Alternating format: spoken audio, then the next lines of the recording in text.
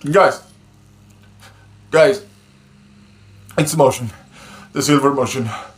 You're watching this, so I think you should know. I've made a lot of shitty videos. Some of them are movie reviews. Some of them are talking about trailers. I don't know, maybe 5 or 10. A very low quality, worst to best Tarantino. It's getting some traction. I don't even know how. And I made so many editing mistakes. And I can seem to get the right lighting going. It's painful to watch. Last week, I made a genuine chain video. I had to. It's my favorite from Tarantino. And something else I can't remember. Maybe some YouTube shorts. They're garbage too. And a movie battle. I made a movie battle between Evil Dead Rise and the Pope's Exorcist.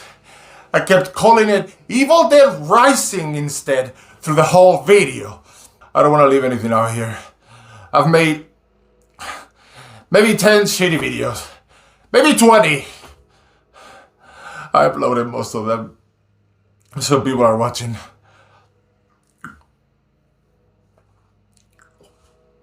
I even made a Lightyear trailer review. A goddamn Lightyear trailer review. Tonight, I had to make another shitty video. I mean, I guess I'm a pretty sick guy. So, if you want to keep watching, I hope you enjoy this one. So, keep your eyes open.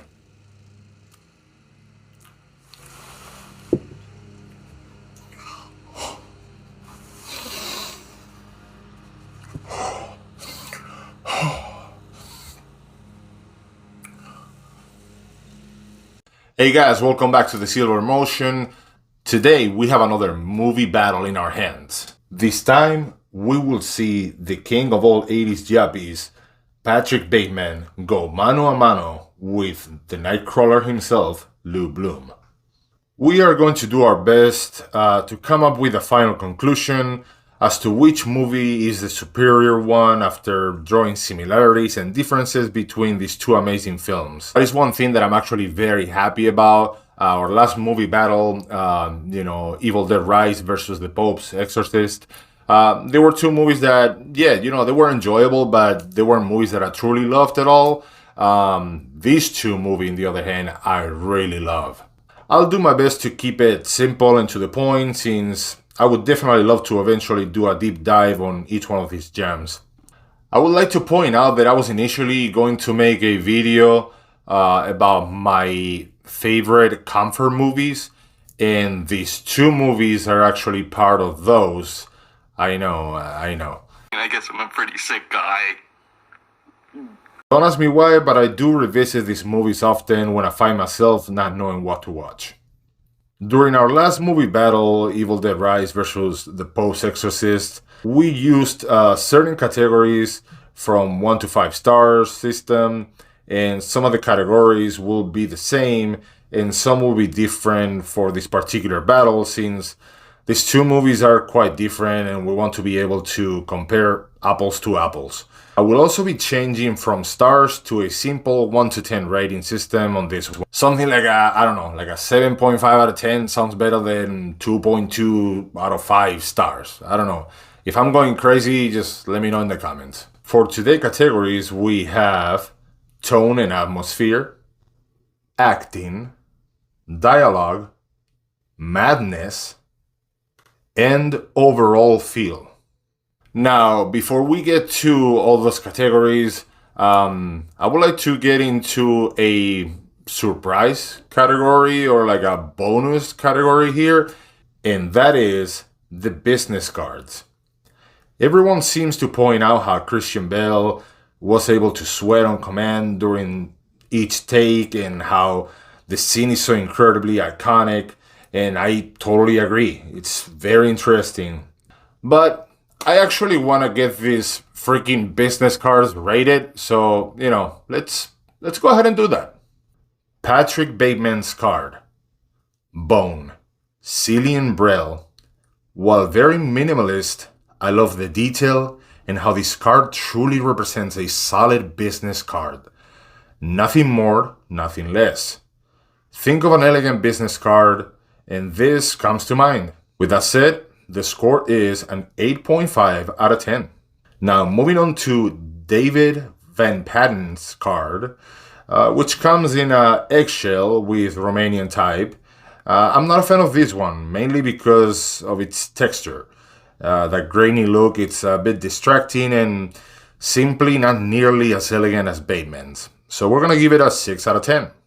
Now, when it comes to Timothy Bryce's card, this one comes with some eye-catching raised lettering in pale nimbus, white. Unfortunately, when I look at the design as a whole, there isn't enough contrast between the different elements of the card, and while I find this texture a bit more tasteful than Van Patten's card, overall, I have to give it a 5 out of 10. Alright, here we go with a name that I'm totally going to butcher. Carruthers Lewis card. This is a wonderful and unexpected surprise. Not only are we gifted with a very elegant business card, but he seemed to have added the most personality to the design. I truly love that, copper color lettering. It almost reaches the heights of Bateman's card, but unfortunately, I feel that from a universal perspective, Bateman's is a more proper business card. So I'll give this one an 8 out of 10. For our final business card, here comes Paul Allen's card. The subtle of white coloring, the tasteful thickness of it. And oh my god, it even has a watermark. With that said, in my personal opinion, this card is almost too put together. There's no human touch whatsoever, and it's like Bateman's card minus the little playful touches. I give Paul Allen's card a 7.5 out of 10, making Bateman's card the winner, in my personal opinion, with an 8.5 out of 10. Alright guys, now with that out of the way, we're moving on to tone and atmosphere. Nightcrawler likes to point out one of the many ways in which people profit from sensationalizing crime, completely dehumanizing victims, and What are you doing? I'm making a video. You're making another video? Yes, Why? I just want to fit in. Anyway, as I was saying, completely dehumanizing the victims and selling their tragedy in order to make a quick buck, while American Psycho draws attention to how we all become the same once we let the material world take over our lives, highlighting the shallow nature of society that puts money, power, and looks above real human connection.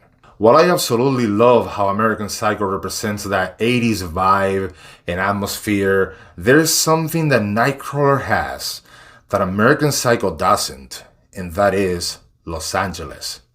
I feel when it comes to American Psycho, the fact that the film takes place in New York is not really that relevant. It's not as relevant as Nightcrawler taking place in Los Angeles.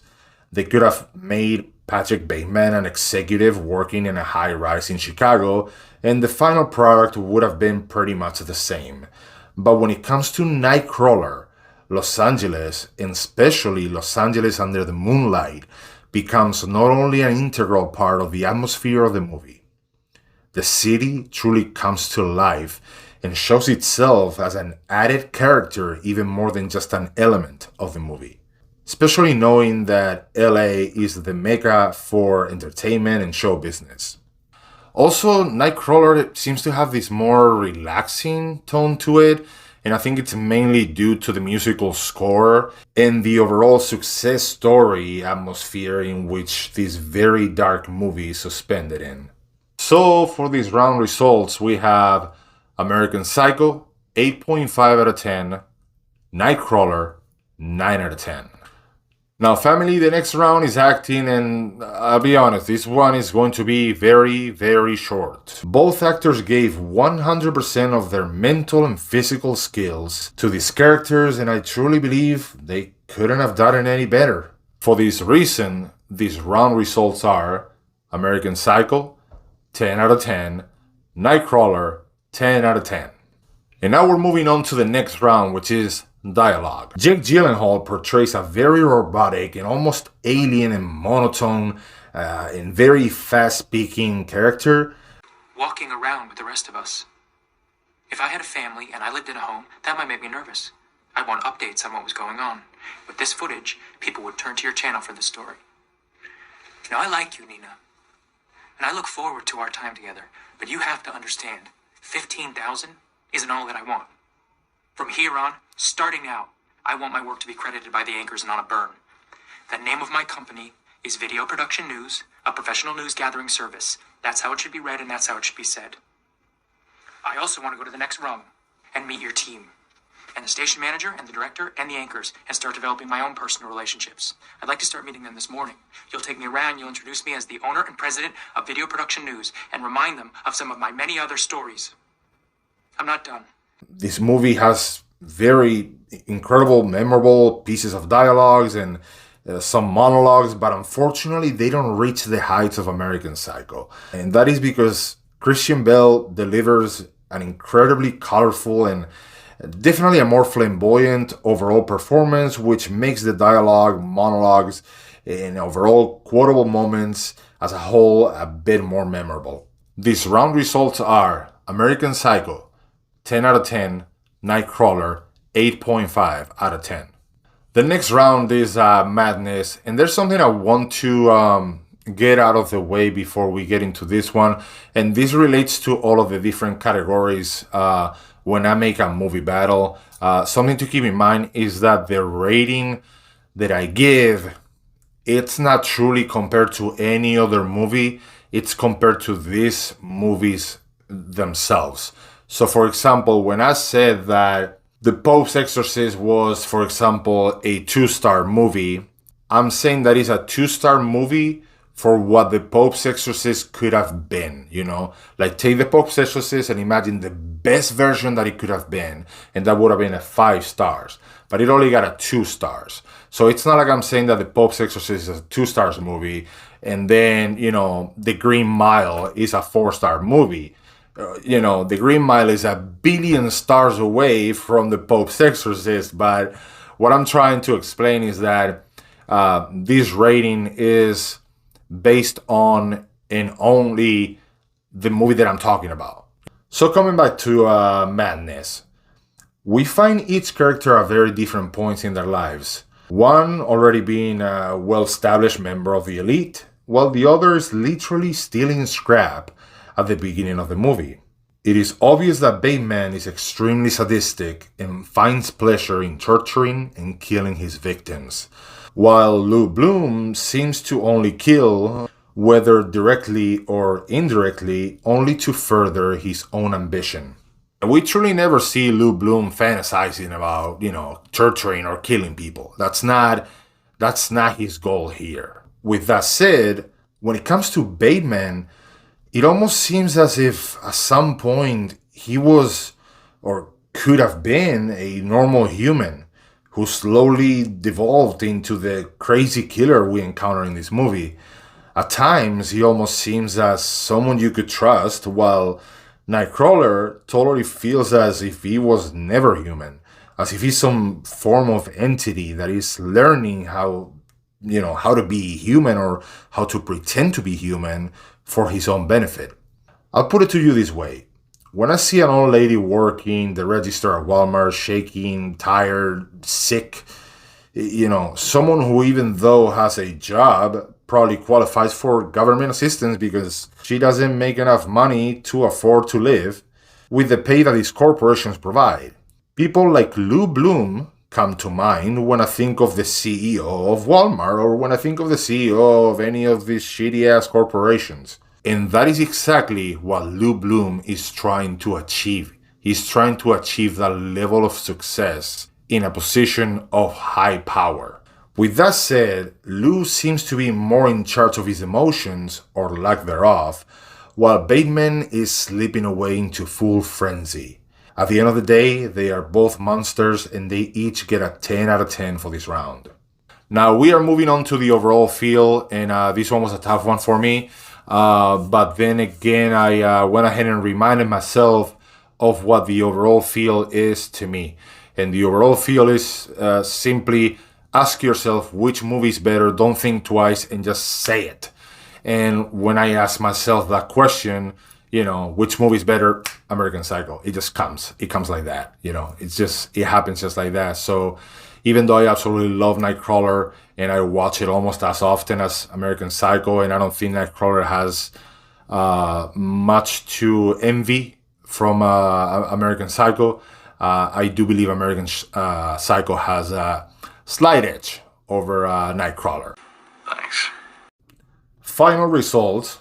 Nightcrawler average score 9.1 out of 10, making American Psycho the winner with a 9.5 out of 10 score. I would like to end the video with a couple of observations and maybe even a question for you guys. So if one of you or some of you want to spark a conversation in the comments, I would love to chime in and we can talk about this one. It is pretty clear that American Psycho has an ambiguous ending. We truly don't know how many of his crimes were just in his mind, or how many occur for real. Something to point out is that I did not read the book, so I do not know if in the book it is more detailed whether or not all of the crimes he committed were real, or maybe some were, some weren't, or maybe he didn't commit a single crime. But I truly love that the ending is very ambiguous and it leaves you thinking what could be real and what not. When it comes to Nightcrawler, the ending is a bit more clear. He pretty much ends up achieving his dream. It's like I said, it's a success story told from the perspective of a psychopath achieving that success. But there is something that is left up in the air when it comes to Nina, the character played by Rene Russo, and how she reacts to Lou at the end. As it is pointed out in the movie, Lou, it is very manipulative, and he pretty much manipulates Nina through their job or their work dynamic into having, sexual relationships with him. But towards the end of the movie, I don't know. It's almost, this is the only ambiguous thing that I keep coming back to and trying to think of, like, what's going on here. Because at the end of the movie, we can see the character of Rene Russo, Nina, I don't know, almost seeming like he's in love with him.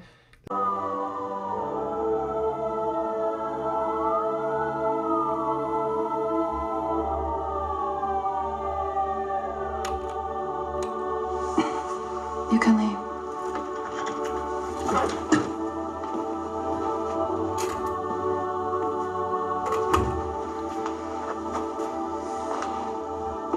Wasn't that your partner?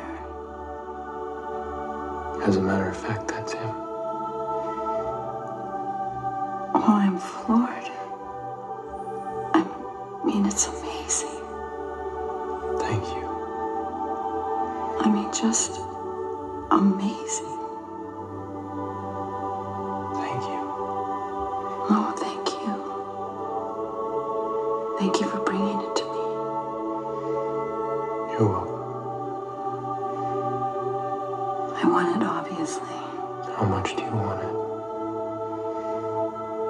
You tell me. And I truly don't know if that's just because he has pretty much trained her or like broke her mentally to act that way towards him.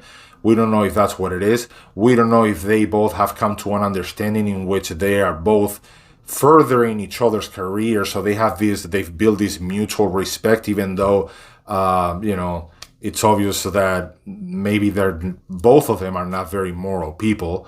So I don't know. That is the one thing that is a bit ambiguous, and I would love to hear what you guys think in the comments about that one. But yeah, like I said, guys, again, thank you so much for all of your support so far. This is the Silver Motion, and now, if you excuse me, I gotta go return some videotapes.